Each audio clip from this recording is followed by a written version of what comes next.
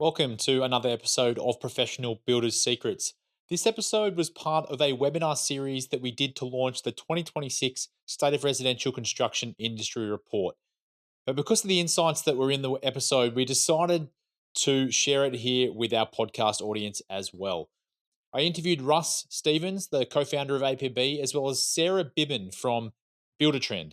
And we dive into what the most profitable builders are doing differently, how they price, how they structure costs, and how they measure real performance every week in their companies. There's a little bit of Q&A and some back and forth during the session. So if you notice that, that's the reason behind it. But the insights are extremely valuable and practical. So I hope you enjoy the session. This episode of Professional Builders Secrets is brought to you by Apparatus Contractor Services. Apparatus provides full scope, end-to-end QuickBooks precision construction accounting and CFO services for residential builders. If you feel like you can't completely trust your weekly and monthly financial reports, or you feel like you're flying blind, Apparatus will rebuild and operate your QuickBooks accounting system and give you precision construction accounting capability you can trust. Learn more at apparatusteam.com or on the APB Rewards Partner Directory.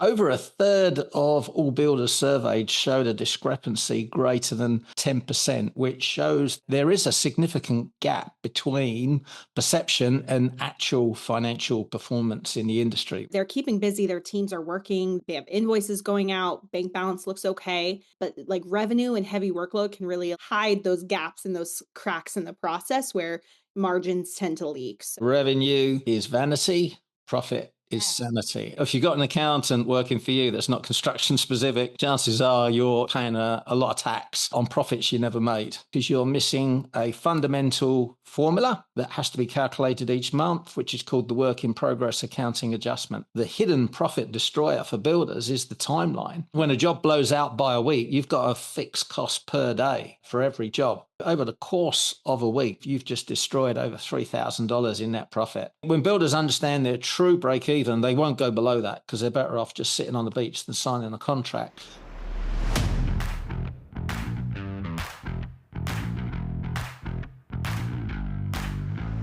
Welcome, everyone, to the second episode of this webinar series we're running called Beyond the Data. It's dedicated to providing real-world insights for builders from the latest State of Residential Construction Industry Report. So welcome to everyone for wherever you're joining us from in the world. I know there's a lot of people piling into the room, so before I pass it across to our expert panelists today, let's do a bit of an introduction. My name's Will Blunt. I'm the head of marketing here at the Association of Professional Builders, and I'll be your host today. But I've also got a couple of expert panelists with me, Sarah and Russ, who I'll introduce in just a moment. I'll be bouncing off them to provide the real world insights for you. But while we're waiting, if everyone that's joining us today could just start dropping in the chat where they're joining us from. I'm in Sydney, Australia. Russ is up on the Gold Coast and Sarah is joining us from Omaha. So cool. We got Rocky from West Virginia. Rocky, good to see you again. Deborah joining from Atlanta. Jacille from Halifax in Canada. They're coming in fast. Tim from Boston. Michael from Hamilton in New Zealand. Got a New Zealander on the call. That's awesome to see. Alison from Colorado, I think. And they're flying in fast. So sorry if I don't mention your name, but welcome everyone to the webinar today. Great to have so many people joining us today and talking about this topic around profitability and being a little bit unsure about your numbers in this industry is very common. So a lot of builders might not want to admit it, but it's very common. So certainly not something to be ashamed of at all. So hopefully you can get some good insights from Russ and Sarah today about how you can improve your understanding of your numbers in your building company and make better decisions in 2026. So what I would say is this is not your typical webinar. The slide you see on your screen at the moment is literally a placeholder. I'm going to stop sharing my screen in a moment and we're going to focus on a deep expert discussion because we've got two phenomenal industry experts with us today that have a lot of knowledge and insights around how to run profitable building companies. And so we're going to lean into that conversation. Ask as many questions as you want. I encourage throughout the conversation, just drop a question in the chat to everyone, and I'll make sure that I can feed it back to Russ and Sarah as we're going as well. So we'll keep the conversation flowing as much as we can. But on that note, I'm going to stop sharing my screen And we are going to get into a couple of introductions here. So, first off, Russ Stephens, Russ from the Association of Professional Builders. Russ is the co-founder of APB. If you don't know, we are a coaching company, a business coaching company for residential builders across the US, Australia, Canada, and New Zealand as well. And Russ is also the co-author of the Amazon #1 best-selling book, Professional Builder Secrets. Russ, welcome to the webinar today. Thanks so much, Will. Got to say, I'm loving this series of webinars. Always great to chat with you, but we're getting some fantastic guests on as well to hear their insights on the data from Saucy. But great to see so many builders as well that we've got to know over the years, tuning in each week as well. So this is a great series. Loving it. Yeah, it's been really good so far. So very excited to see how today goes. And Sarah, we've also got you here today, so thanks for joining us. Sarah Biben is the Director of Product Design at Buildertrend, where she works closely with builders, product teams, and engineers to design workflows that connect financials with the day-to-day project management of building companies. I don't know if I've messed that up at all, Sarah, but welcome to the webinar today. That's perfect. I'm excited to be here. It's a great report and happy to share what I've learned over the years and serving builders and profitability approach. Awesome. Well, great to have you. Just for a bit of background on what Saucy is, which is the report we're taking some of the data from today to talk about. Saucy is the State of Residential Construction Industry Report. It's the 2026 edition, which just got released, is the 6th year of the report. And since starting this back in 2020, we've had over 8,400 participants. So the data you're seeing and the insights you're seeing in this year's report are correlating multiple years of data and looking at trends, looking at different parts of your building companies and how they're actually influencing the profitability and other performance areas of the company as well. So there's some really interesting insights that have come out of this year's report. I just want to acknowledge Buildertrend as well and the role they played in helping us collect the data for this version of the report. And over the years as well, their support has ensured that we get broad industry representation across multiple markets. So thank you for that. And just to cover this off, if you're wondering where you can get a copy of the report, everyone that has registered today will get sent one in their inbox. So you don't have to go and track it down yourself. We'll make sure that you get that straight away. Great. Okay. I feel like I'm talking a lot. I'm going to quickly do an overview of what we're covering today, and then I'm going to pass it across to the experts. So today we're going to focus on insights from one particular area of the data, which is around profitability and how you can run a more profitable building company. But as I mentioned before, it's not your typical webinar. There's no slides. There's no just boring rotating through different points like that. We're going to dive into a really deep conversation and you're going to have an opportunity to ask questions. So I highly encourage everyone to ask questions as we go here and we can dive into more of the detail there. Yeah, so using data from Saucy, what we're going to do today is give you what you walk away with is a clear understanding of why revenue and activity don't necessarily equal profit. We'll look into an insight into the financial blind spots you may have in your building company and how you could be overestimating performance. We'll look at some simple ways that profitable builders keep more clarity and confidence in their numbers. And we'll look at the better questions you can ask to make sure you've got the right financial reports week to week in your building company. Let's dive into the meat of the content. Russ, do you want to kick us off with the first question, which is how common is it for builders to have a misled confidence about their financials because work is coming in, but the profit may not necessarily be there? Yeah, look, I'd say it's extremely common in new construction. Remodeling, not so bad. But because new construction is cash flow positive, the result is that even a small building company turning over $3 million a year can still generate about $250,000 in positive cash flow. And that can mask a lot of problems. I mean, on one hand, it's great because it's cash flow for the business. So, it's a great strategy. But if you do not understand your numbers, this is the very thing that's going to sink you. One interesting thing that came out of the data this year, and as we mentioned before, because we're utilizing AI to go deeper into the metrics, we were able to analyze a new metric, which we called accounting discrepancy. And this was a calculated field that compared builders' gross margin against what they were saying their fixed expenses and their net profit were. So if you add those two, fixed expenses and net profit together, you can see if there's a discrepancy. And over a third of all builders surveyed showed a discrepancy greater than 10%, which shows there is a significant gap between perception and actual financial performance in the industry, which is something we've got to be concerned about. Yeah, that's a big concern. Sarah, is there anything that you wanted to add to that you're seeing from a builder trend perspective? Yeah, that stat is certainly shocking. In my world, I'll speak to it for more like a qualitative sense, I guess. But we definitely see this a lot with the builders who work in Buildertrend and the ones I'm talking to day in and day out. And they're keeping busy. Their teams are working. They have invoices going out. Bank balance looks okay, but like revenue and heavy workload can really hide those gaps and those cracks in the process where margins tend to leak. So builders think they're profitable, work keeps coming in, they're hitting their sales targets, but they're not necessarily like watching for the actual job costs along the way to see if their profit margins are still sitting in a healthy spot. So just pricing the job accordingly and then not monitoring that along the way, you're missing a lot of pieces that tend to stack up over time. So that misleading confidence, those high top level numbers can really hide a lot if you're not tracking at a more granular level in the day to day. I remember hearing a phrase years ago: revenue is vanity, profit is sanity. And yeah, it's so true. Yeah, if you remember that and keep your eye on the profit, especially the net profit. I think you touched on this, Russ, and I know you're very passionate about this part of the concept, but this can tick along for quite a long time in construction, right? Because if you keep getting new work in, the revenue keeps coming through the business, right? Yeah, I mean, we do refer to companies that operate in this way as effectively they're operating a construction Ponzi scheme, which can sound a bit harsh, but sometimes you have to use harsh language to try and get the point across. But the fact is, they're robbing Peter to pay Paul. So they're using deposits from new jobs in its simplest form to cover outstanding invoices on existing jobs. And I wouldn't for 1 minute suggest that any builder sets out to do this deliberately. It kind of sucks them in, and it's purely a lack of knowledge.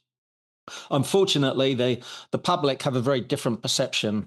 When builders get caught out by this, they tend to think builders are crooks, and it's simply not true. It's just a lack of education, but it's also a lack of accountability from the government, because they're kind of turning a blind eye and they're allowing building companies to submit accounts that are not accurate and renew their licenses when they could do a lot more for the industry by enforcing standards that ensure builders are profitable, which would allow more builders to wake up to the situation that they're in.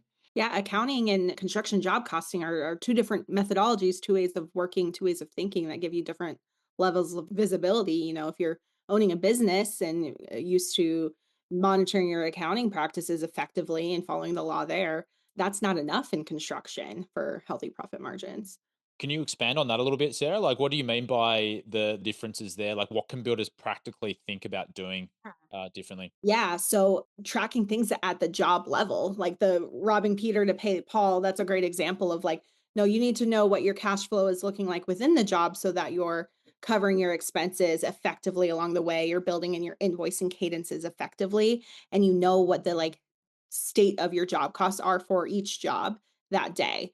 You also need to be monitoring these top metrics at a company level and in your accounting platforms, but you need that picture of job financial health every single day, and you need to track things at that job level. Yeah, you're doing it at a macro level and a micro level, aren't you? At the micro level, you're tracking each project. You want to make sure every project is profitable and it's on track every month. But at a macro level, you're looking at your company accounts, which factor in all your fixed expenses. So very important point. How would you explain to at a seventh grade level, so I can understand, Russ, the difference between how you can understand your financials in a construction company compared to accounting numbers?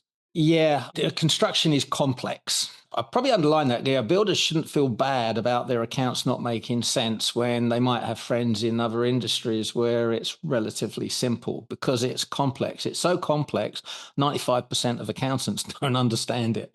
And that's not just having a dig at accountants. It's actual fact. And the reason isn't necessarily their fault. They've just been taught a different way to calculate work in progress. It means something different in construction. And unless they're construction specific, they'll never understand how to put construction accounts together. So if you've got an accountant working for you that's not construction specific, chances are you're paying a lot of tax on profits you never made because they're being misreported. But in terms of explaining it at a 7th grade level, this is why we built a calculator, because it starts to get so complicated. We built a calculator so that a builder can literally put in the amount that they've invoiced a client to date. So say you got $1 million job, you've invoiced $500,000, you're 50% of the way through. You then put in the amount of purchase invoices you received for that job. Maybe you're going full tilt and you've only received $100,000 in invoices, as an example. Well, your accounts are going to show a $400,000 profit. So, but you're not working on a 80% margin. Be nice, but that doesn't happen. But that's what your accounts tell you. And the reason they tell you that is because you're missing a fundamental formula that has to be calculated each month, which is called the work in progress accounting adjustment. What that does is it calculates the difference between the 100,000 that you've actually received in invoices and how much you should have received in invoices in a perfect scenario if you'd been invoiced everything in relation to that $500,000 that you've claimed. Once you know what that number is, you put a journal entry in your account, it corrects your accounts. Now your accounts are perfect each month, not just your profit and loss, but your balance sheet. So was that simple enough? Once I go down the rabbit hole, it just keep going, it gets more and more detailed. But it's the calculator just makes it so simple for builders. I think the thing that I'm taking out of that, you need to go and find advice that you can, and potentially getting tools and things that can support you. So you don't need to be an expert necessarily, but understand it at a degree. Yeah, and we got some very, very smart builders that are all across their numbers, but they didn't grasp this instantly or easily. It still took a bit of discipline to get into the groove of doing this every month. So, but it is a skill that everyone can learn. There are a couple of questions coming through. If anyone's dropping their questions in, if they could do their best to provide as much context as possible so I can pass them on to Russ and Sarah, that would be great. But I think I can at least ask this one question. How do you structure yourself to be prepared for non-billables and still stay profitable? And I think this is from Carson, this is specifically around cost plus contracts, I think. Who's that? I don't know who wants to jump in. Maybe Russ, do you want to start us off there? I don't like cost plus. So I know. You can start. Non-billables. By that, do you think they're referring to fixed expenses? I'm guessing if they're a cost plus and they can't add it on to that, assume it's the overheads, etc. Yeah, well, if it's the overheads, then you've got to calculate those obviously before you sign the contract, start the job, because they go in as an admin cost on a monthly basis. I'd say you're better off doing it on a monthly basis rather than a percentage of contract, because especially on a cost plus, that's going to blow out. So you're going to underprice if you do it as a percentage. But in simple terms, you're going to look at your fixed expenses for the entire year for the company. You're going to calculate how many jobs you can run concurrently. Once you understand that, you know what your fixed expenses are going to be per month per job. And then you can just apply that as an admin charge to a cost plus. But if you want to get really profitable, there are some exceptions. If you're doing extremely big projects like 2, 3, 4 million, even 20 million plus, we see some guys doing, then cost plus is a good way to go. But generally, and the data backs this up, if you want to be profitable, fixed price is where it's at.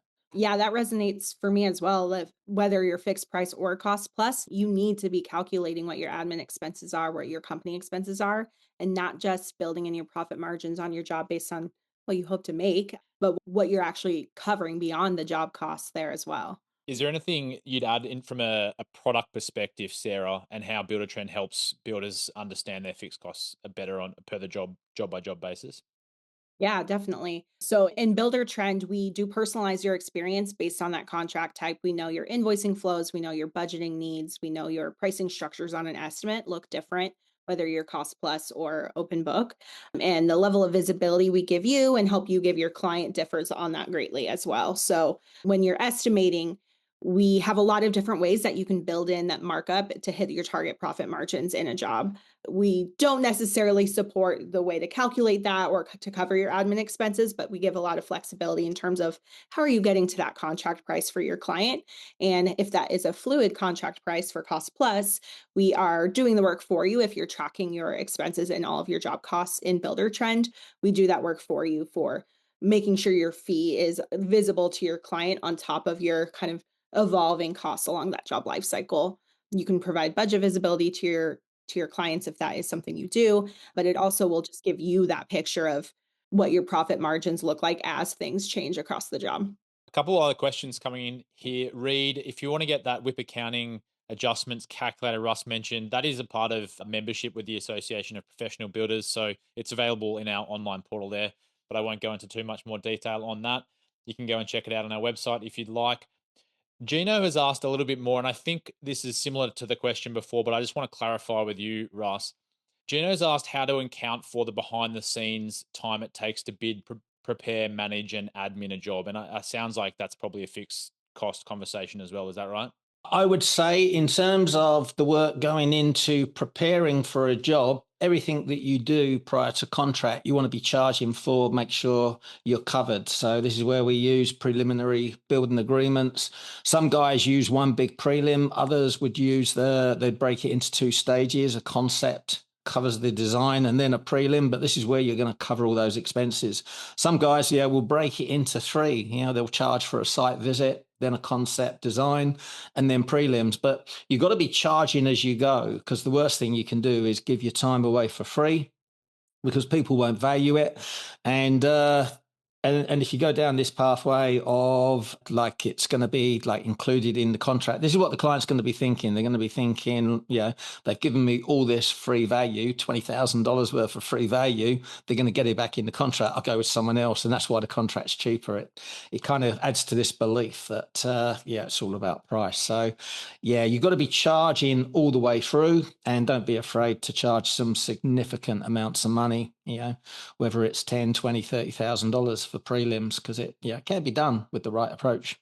Yeah, I talk to a lot of builders that have that multi-contract kind of process, and they see it as a value proposition, really. They're providing that service, but they're offering that white glove service to their clients along that way. Like, we are customizing this home for you. We're really working with you, collaborating with you to lock in on this project together. So you shouldn't feel bad about charging for your own services. And it's really a client value proposition at the end of the day.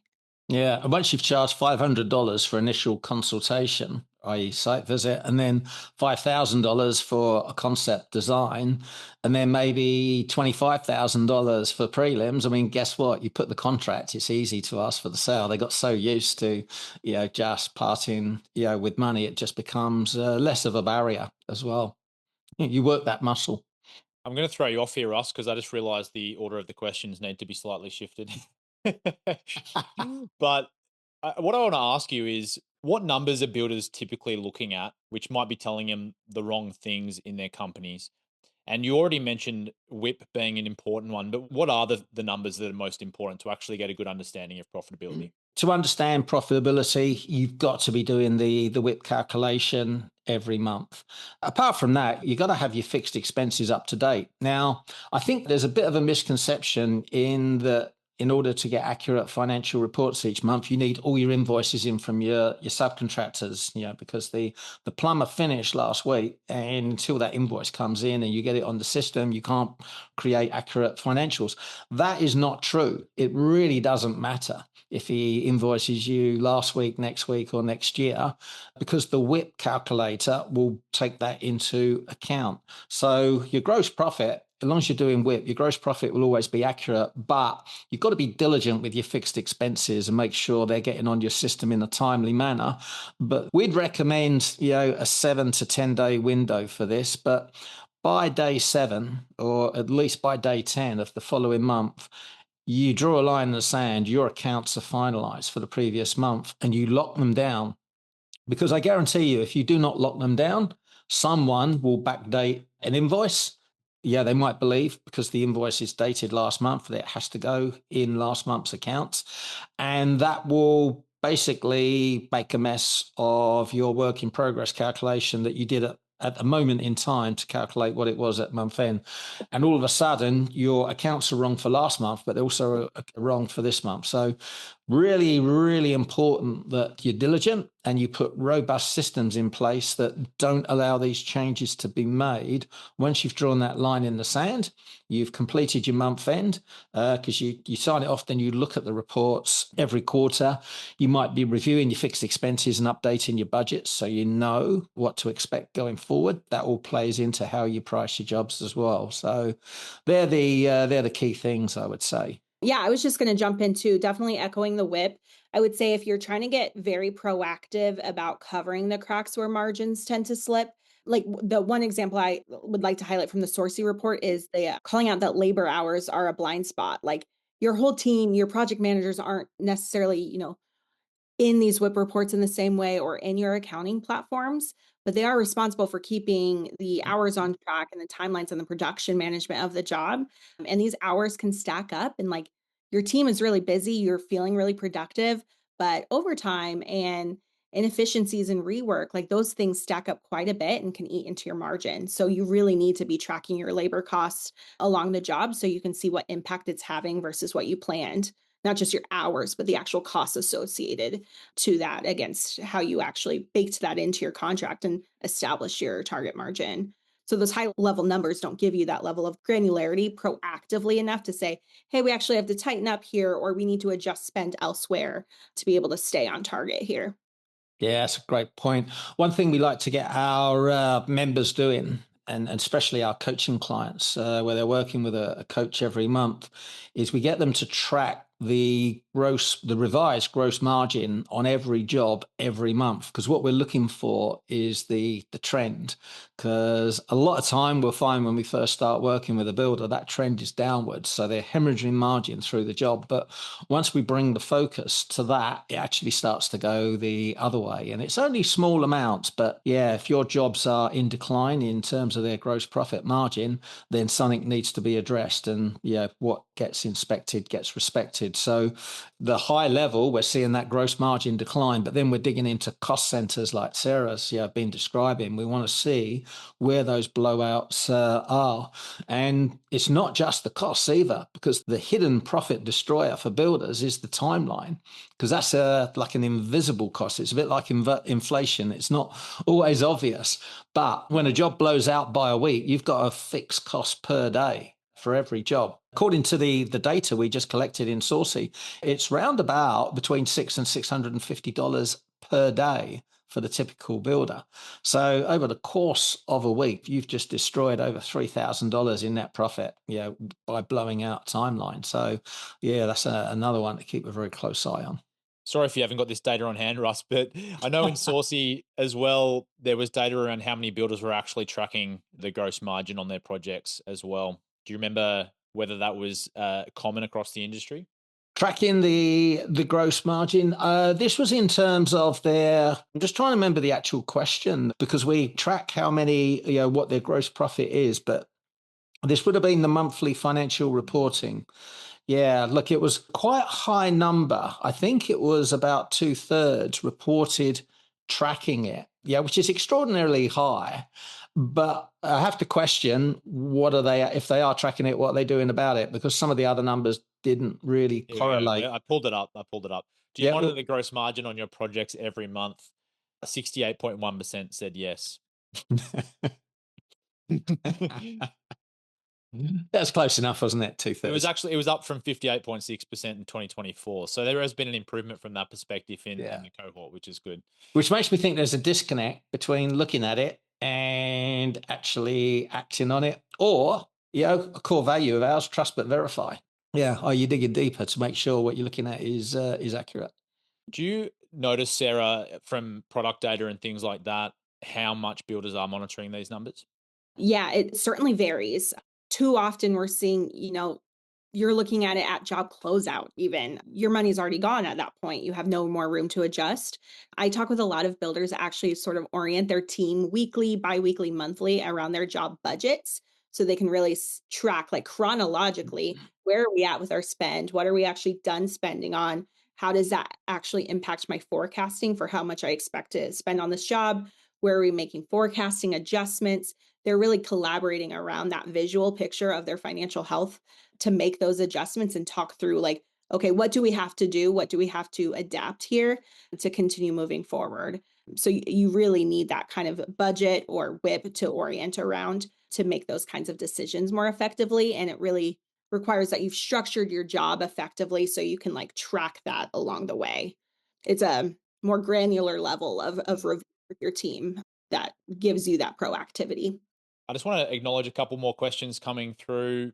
There was a question from Justin around construction loans, but sorry, Justin, I don't think we can dive into that one on this webinar. It's probably a bit of an offshoot and might require another couple of hours. So maybe follow that one up after the meeting with a business coach or something like that, or one of your trusted advisors.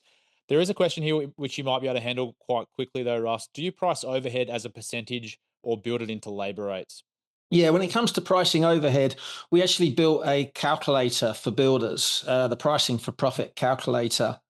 And what this has enabled builders to do is rather than apply the traditional method to pricing, which is to gather the prices for all your materials and labor and then add a percentage to that, i.e., a gross markup, and then hope that gross profit covers your expenses. What we actually do is we divide this calculator where you do calculate the figure for the materials and labor, but you also input the fixed expenses for the business over the course of the year, along with the number of jobs you're able to run concurrently, because that enables us to then establish the cost per week per job, over how many jobs you're running. And then most importantly, the timeline for the job that's being priced, because this is a very important part of estimating. It's not just about getting quotes for materials and labor. It's about estimating the job schedule, because the timeline plays a very big part in pricing a project. So once you've got those numbers, the calculator will spit out the contract price based on a target net margin. So if you're looking to clear 10% net after all your fixed expenses, it will tell you what the contract price is. Importantly, it will also tell you what your true break-even price is. The break even is not the cost. It's not a case of covering your materials and labor. It's your materials and labor and your proportional fixed expenses. That all comes into play as well. And only once you've covered that do you have a true break even point. So I think when builders understand their true break even, they won't go below that, because they're better off just sitting on the beach than signing a contract. But because they want to make money, they understand that they need to put a significant bit on the bottom to make money as an owner of the business rather than just a worker within the business. So to answer the question, the way we do it is we calculate a dollar amount and then we're applying a net profit percentage to that total dollar amount, which includes your fixed expenses and materials and labor. So probably a bit more long-winded than Gino was looking for there. But I'm sure Gino's very happy with that answer. John's asked where they can get that calculator, and same place as the WIP calculator.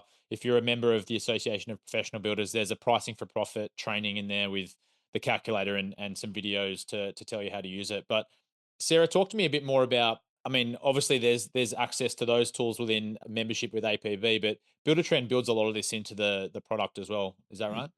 Yeah, definitely. We offer a robust estimating experience where you can really define your markups, or you set it by a target margin on all of your different cost types, your materials, your labor, your equipment. So you can really develop a system with your estimate and then template a really healthy job for future jobs. So we really set you up in a way where you have the flexibility to set up your markup how you want to on that job to price that job.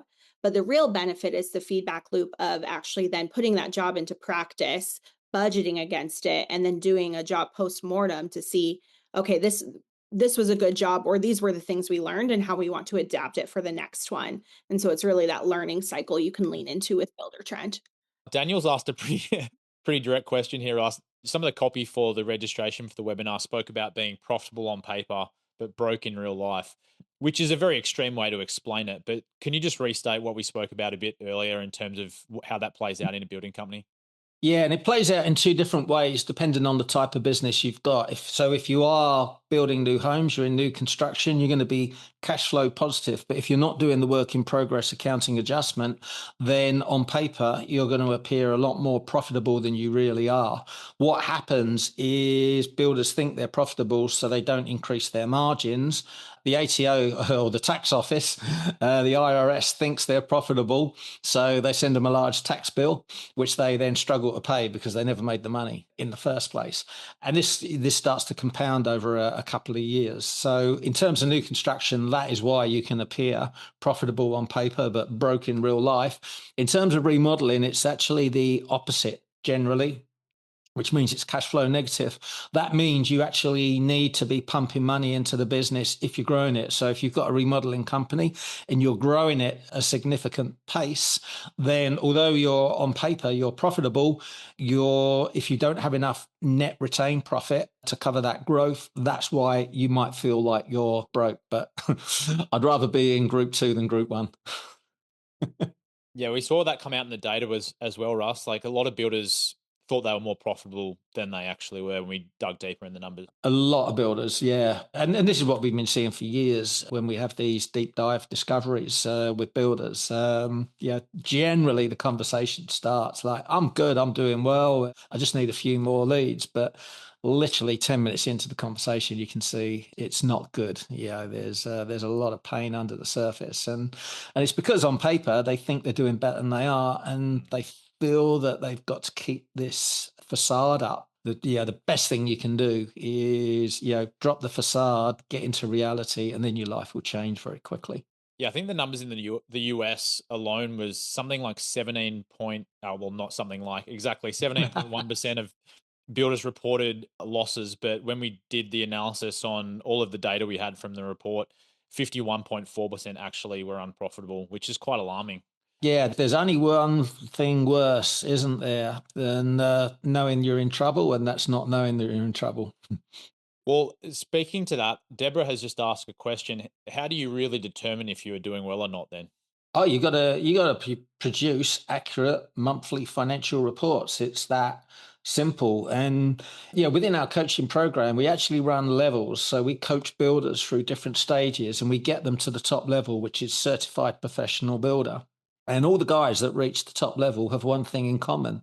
They are all across their numbers. I can jump in, I can look at their dashboards, and they're a work of art. They're beautiful, they're clean, their numbers make sense. But the builders at the bottom of the scale, there's gaps, they're not filling in the data, etc. So it goes hand in hand. And I think there's a lot of proof in the sourcey data as well that the builders know their numbers are not only more profitable, they work less hours and they take home bigger salaries as well. I was just gonna add in like that real-time reporting too, not just your historical reports, your real-time reporting and a variety of them, right? Like your team also needs to know who's on point at every decision level. Like you're about to pay a bill. Did we agree to that amount? Are we overpaying? Like your team needs that visibility too, even in the like day-to-day decision making. And then you can really monitor as a business owner at that reporting level in real time. It's at those levels. You really need that visibility every day.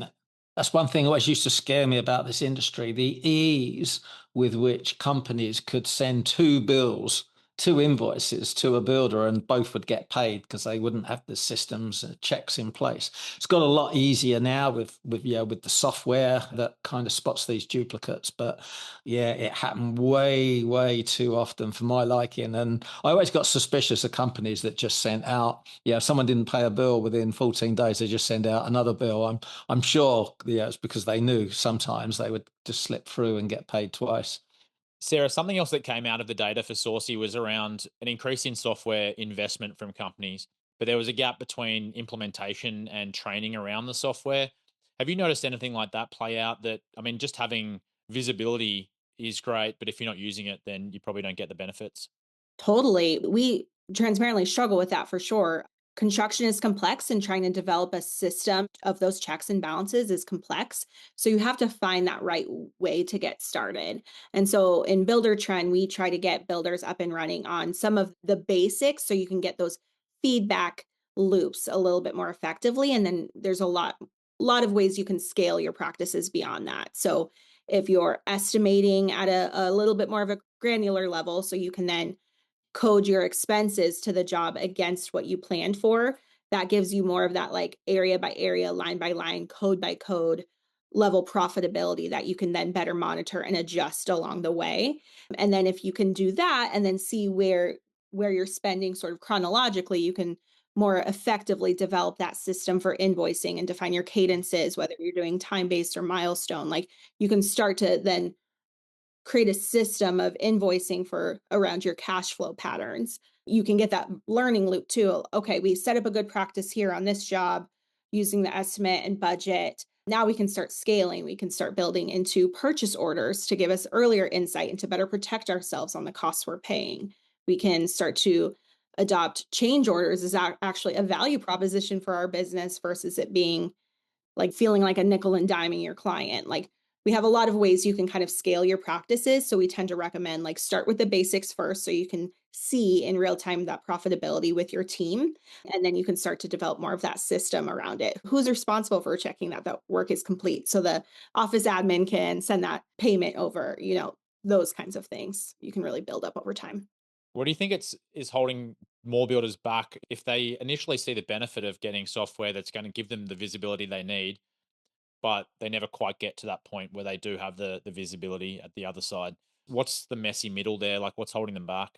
I think it really is about commitment. It's hard to switch processes. And if there's enough working for you in your spreadsheets and your interpersonal communication, it sometimes takes hitting some real snags to be enough to convince you, like, okay, we're going to invest the time to do this.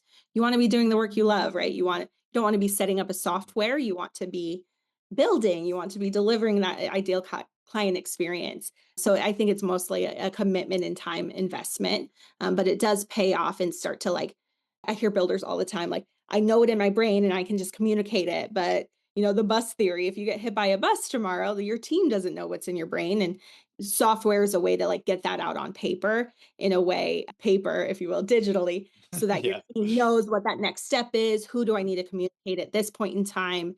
And what data points do we actually need to look at that job level to know where we need to adjust along the way? Russ, any insights into the type of builder or the traits of the more successful builders that actually do take this action and get the things in place they need to know when they're profitable and when there's things to worry about? In terms of the trait, it really is a discipline. I guess an acknowledgement that the numbers do play a key part because that is always at the heart of it. Yeah, that's it's what we've seen over the years. It's what we've proved, I guess, with the data. So yeah, it's always the same things. It comes back down to financial management.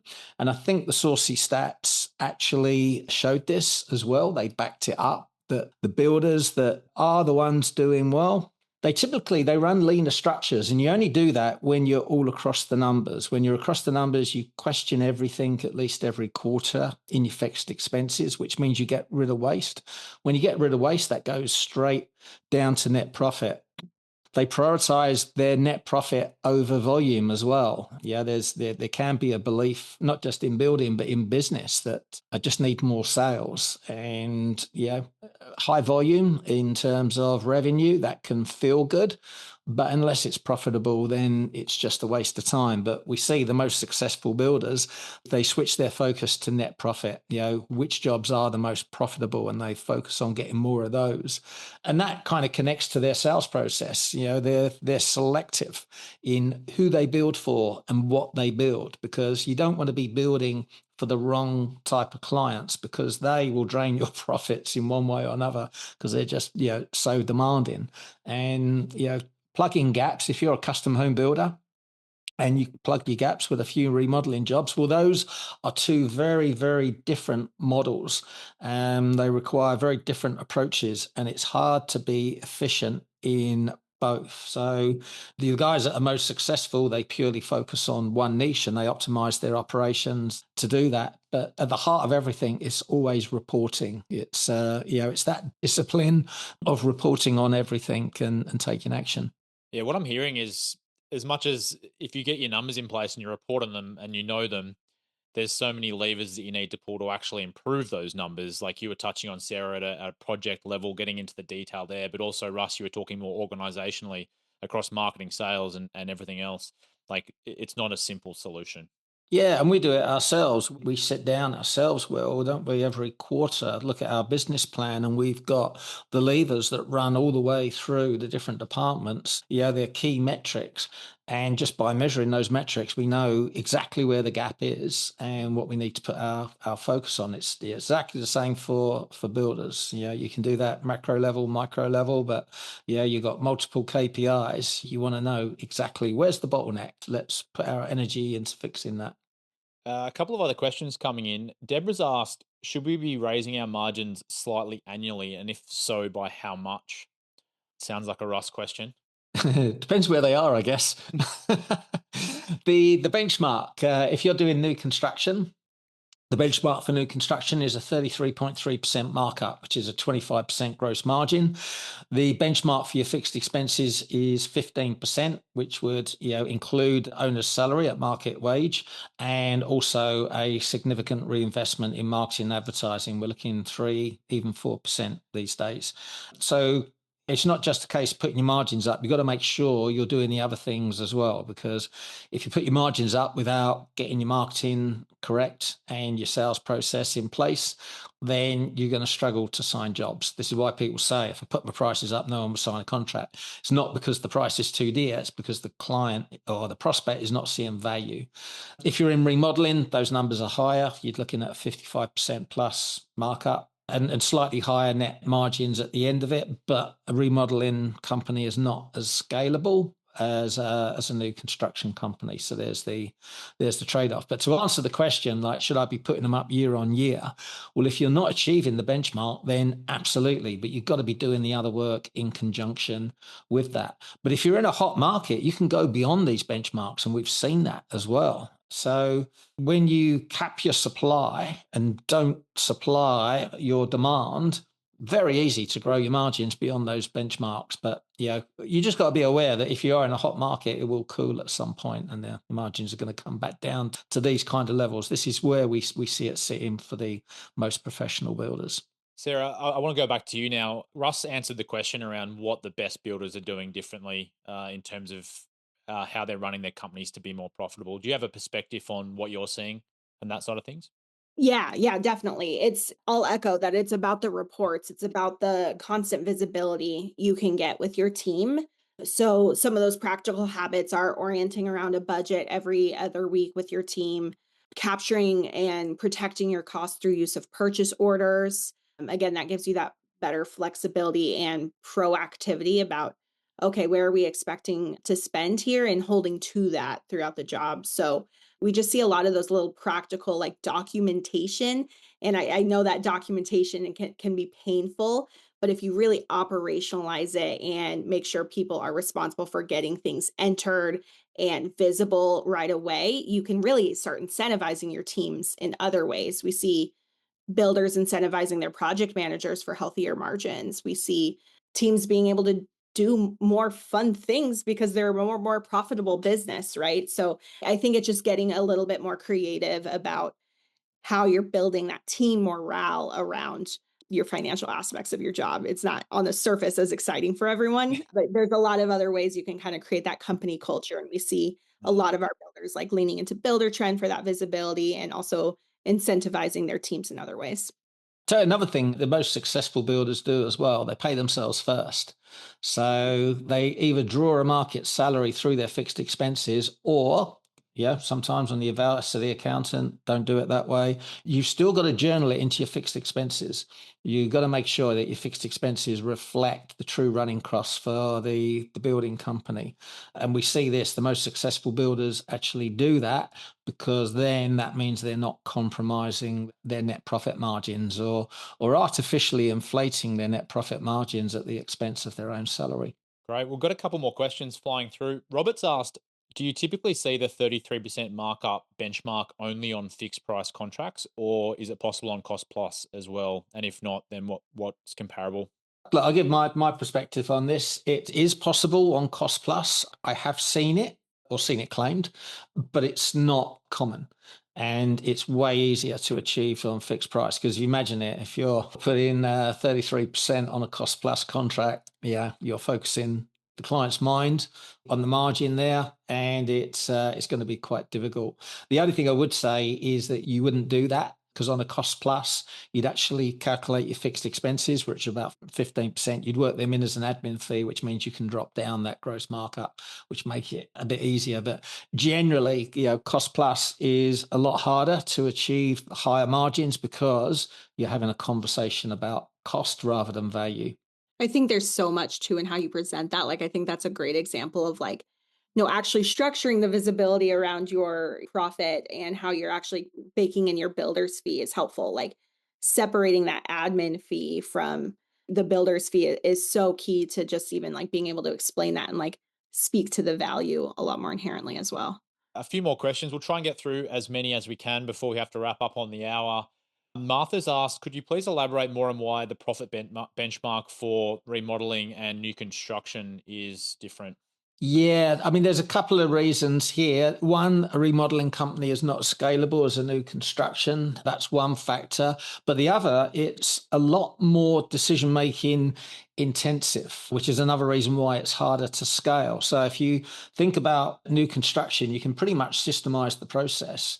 You can put a supervisor on the job and it can pretty much run, and then you can go into the office and then you start working on the business, and you scale. But with remodeling, it can be done, but you need someone of a much higher skill set that can make on-site decisions, because there's so many unknowns. You pull a wall down, you don't know what's behind the wall. That's not these are not things that you can easily systemize with lower skilled people. So like I say, it can be done, but you're looking for much more skilled supervisors on site making those calls. And I think maybe time for a couple more questions. Gino's asked, does it make sense to hire a fractional CFO that will be able to help with clarity on your numbers? Look, if you're doing 20 million plus, I'd say that's probably a good level to then be doing that. But less than that, you definitely don't want to, because you, as the owner of the company, you've got to be all across this stuff.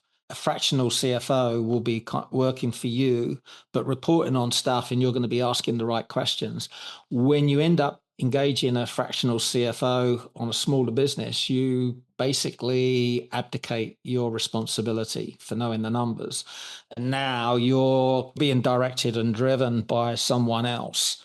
And as the owner, you've got to know that stuff. So I would say, and it's going to sound biased, but you are way, way better off engaging a coach than a fractional CFO, because a coach will give you all the benefits of a fractional CFO and 10 times more. So, because they're able to look at all aspects of your business, not just the financials. So, they'll look at the financials, but then they'll see the gaps, because that's what the numbers tell them. And then they'll have the solutions to those gaps as well. Mitch has said that the Saucy numbers showed that most builders are not reaching the percentage benchmark for margins. What he's asked is does that margin only for job costs, or do you factor in overhead? So I think this is a markup versus margin question, Russ. Yeah, look, it's absolutely correct. Most builders are not achieving these margins. What we have seen is a significant improvement. When we started coaching builders over 11 years ago now, we would do a presentation and builders would fall about laughing in the room when we told them they should be making 10% net profit or double-digit net profit. People even got up and walked out in disgust. Yeah, that was Australia. Yeah, it can be quite harsh in Australia, builders. They're a bit more polite when we took that message to the US. They tell us now that they were nudging the person next to them saying, like, did I hear that right? Is that true? And then people saying I was texting my supervisor or I was texting my wife saying, like, you never guess what these guys are saying. But they didn't laugh and they didn't walk out. But what we have seen over the years is a steady improvement. I think something like 2/3 of builders in the survey expect to clear double-digit net profit in 2026. That is an incredible change from 11 years ago when it was unheard of. But quite correct, most builders are not achieving the benchmark target gross markup that we talk about. That doesn't make it wrong. It just means that the builders that are the most successful. And when we say the benchmark, we're not saying that's the average. We're saying this is the benchmark that you want to achieve to be successful. Great. Well, we are running out of time. What I'm going to do is just quickly share my screen one last time. And if anyone wants to find out more about Buildertrend or the Association of Professional Builders, there's some QR codes on your screen there. Otherwise, you can go and check both companies out on our websites. And Buildertrend are also a rewards partner with APB. So if you're a member, you can get a cash rebate for engaging with them through that platform. But I just wanted to thank everyone. So that answers your question, I think, Deborah, about where you can find more info on coaching. Go and check out our website, book in a meeting with one of our team if you'd like to have a call and just talk about your specific situation. And that'll be the best next step, I think, for you to take. But thank you, Sarah and Russ in particular, for coming on and sharing your expertise. It's been a phenomenal session. I've got a ton of value out of it. And thank you to everyone that's stayed around and listened for this long and asked so many questions. We've got a huge amount of people still in the room and really, really strong engagement. So I hope you all got the value that we promised out of this session, and we appreciate you all. So I hope 2026 is a more profitable year for all the builders that attended today. Russ, Sarah, thanks so much. Thanks so much, Will. Thanks, guys. Hope to see you at IBS.